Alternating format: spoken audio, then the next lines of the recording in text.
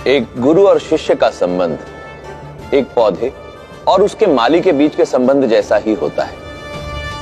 माली पौधे की देखरेख करता है, उसे निरंतर जल और खाद देकर पोषित करता है ताकि एक दिन ये छोटा सा पौधा एक विशाल वृक्ष बनकर आकाश को छू सके।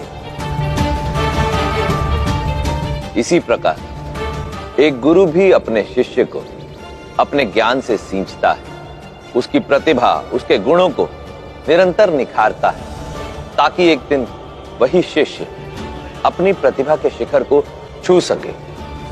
इसलिए स्मरण रहे, यदि जीवन में उन्नति और समृद्धि चाहिए तो स्वयं के परिश्रम के साथ साथ एक योग्य गुरु का आशीर्वाद और मार्गदर्शन भी होना चाहिए।